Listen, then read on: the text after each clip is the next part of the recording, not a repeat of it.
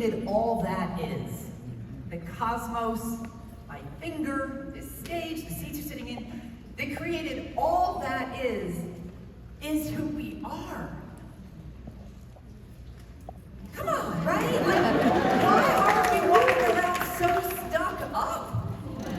That is some power, right? That is really profound if you think about it. And it's everywhere. It's in everything. Every single thing is universal intelligence. So that like little seed that the tree grows out of is full of information. It's got information. It's a seed.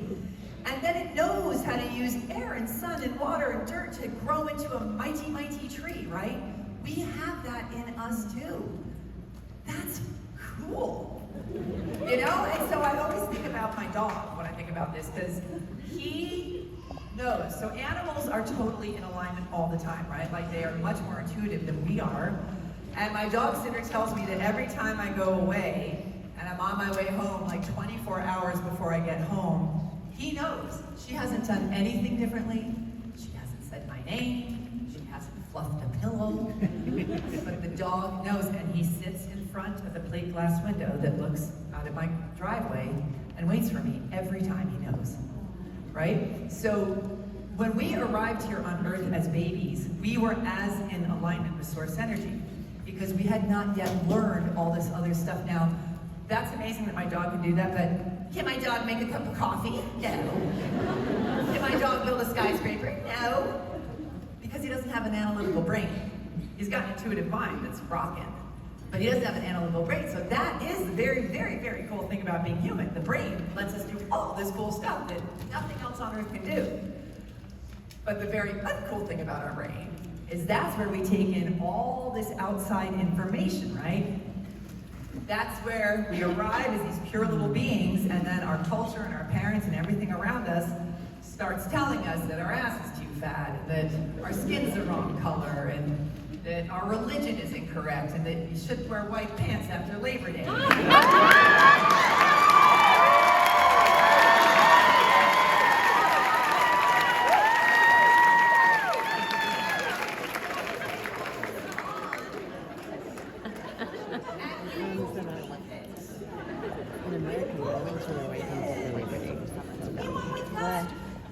And we believe it. So, life is all about unbelieving the stuff that doesn't serve you.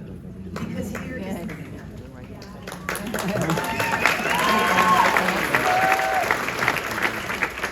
When you are in the zone and you are connected to universal intelligence, that is your authenticity. That is the authentic you. You were put here by this universal intelligence. You are representing universal intelligence, y'all. And your desires and the things that light you up and the things that make you the most you, desire literally means desire of the Father, okay? So it was given to you, your sweet, beautiful, unique, awesome, weirdo self. Your authentic self shines when you are in the zone and when you're connected to universal energy. All that other crap that's been heaped on top of you, that you picked up from the environment around you, just clouds that up, right? So the most profound thing you can do in your life is to nurture your relationship with universal intelligence and get rid of all the stuff in your analytical brain that's gunking everything up, right? Amen. Yeah. So, the good news is, you don't have to have a near-death experience to do that. And it's not a competition. It's not like we should be only in our intuitive mind and connected source energy. The analytical brain is awesome. So the sweet spot is when you get quiet enough so that you can hear what the hell your intuition is telling you, and then you take inspired action using your analytical brain, and that's when you have those quantum leaps, right?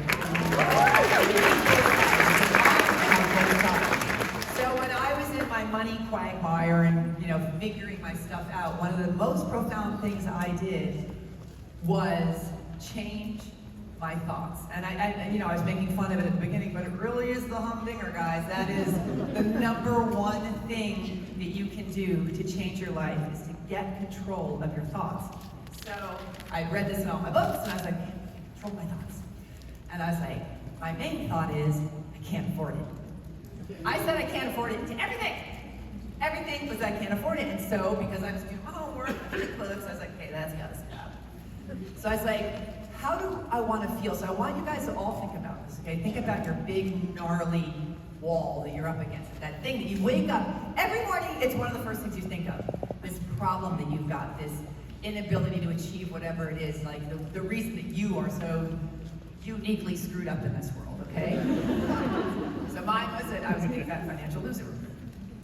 And think about the phrase and more importantly, the feelings that it brings up in you. Think about how that feels, okay?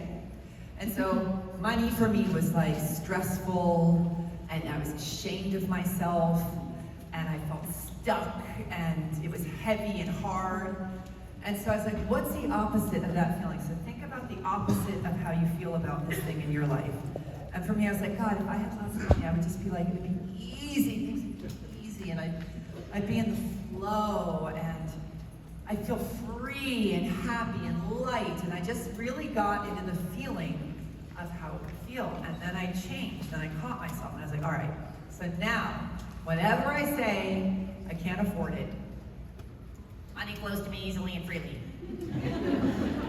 Money flows to me easily and freely, and I'm gonna tell you, I didn't believe it. I was still in the alley, still driving that car. But more importantly was the feel. So don't worry so much about believing in your new mantra, because it's a lot. So, when you've got momentum going in such a big direction, I mean, this was going on for decades with me, right? So I had a lot of proof and a lot of feelings about how bad I was about making money and how wrong it was. So there was a lot of motion in that direction. So you can't take something that's going 100 miles an hour and suddenly turn it around and have it go the other direction, right? That doesn't make any sense. But what you can do is stop pressing on the gas. Stop giving it so much attention. So what I started doing, it wasn't even really about the money, it was about the feeling of ease and flow and freedom. So every time I started to get uptight, I would just lean in. I would you can conjure feelings up in your body so easily, you guys. I'm gonna tell you how to do that in a minute. But I started focusing more on that feeling, and then once it lost so much of its power and momentum over me, then I could get to the money flows easily and freely part.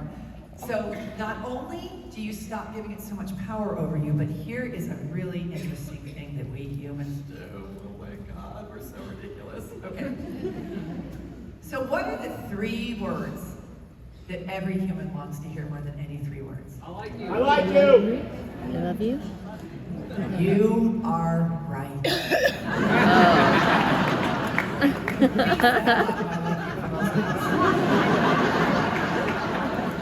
So here's what happens. When I'm saying over and over, I can't afford it, I can't afford it, I also really want to be right about that, even though it does not serve me. So I'm like, anybody who came at me with, Jen, you're actually a good writer, maybe you could reach out to this company right from, I cannot, I tried that already. You don't make any money as a writer anyway, it's futile. And by the way, I am 40 and I have a lot of proof that I suck at this and it's just never gonna happen to me. And so I'm building up this foundation with all this proof to prove that I am right. And we do this subconsciously, and we do it all day, every day. Okay? So I'm building up the foundation of proof that I'm right, and looking for clues to this. And I truly believe that this is because we live on a planet in infinite space, and we have conscious minds that are aware of this. We also have conscious minds that know we're gonna die. So we need something to cling to that makes sense, that's real, that we can prove, right? With our 5 senses. We need to know that. And it isn't until we're willing to obliterate that and go through that terror barrier again that reality is not real, and open ourselves up to the great unknown and go to the other side and be like, money flows to me easily and freely.